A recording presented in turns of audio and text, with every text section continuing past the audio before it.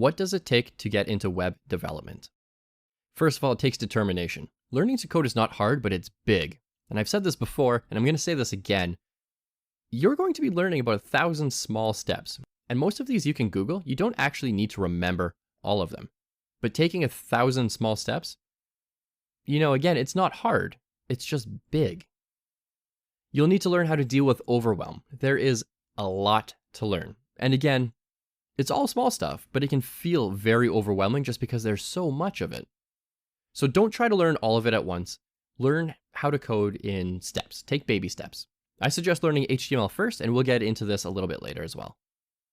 Support groups are your best friend. You do not need a personal mentor to start. Although if you have a friend who's willing to teach you how to code, that's fantastic. But honestly, you don't need that. Find a support group where you can ask questions without being judged. I recommend the Learning to Code Facebook group. It's free. It has over 55,000 members who can answer pretty much every web development question that comes to mind. And you can ask any question at all. All right, it's also going to take tenacity.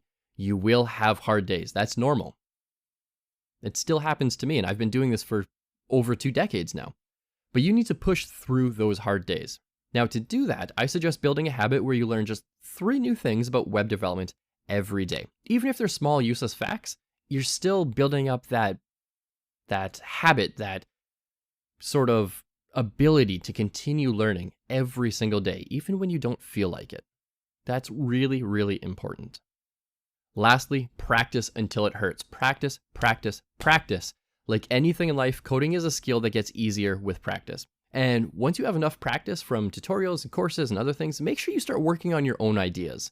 Because if you solve real-world problems, chances are you have an idea that's tackling some sort of real-world problem, you'll run into real-world coding problems and their solutions. And that's valuable. That's what's going to get you a job in the future, is being able to tackle those kinds of problems and find solutions for real-life problems.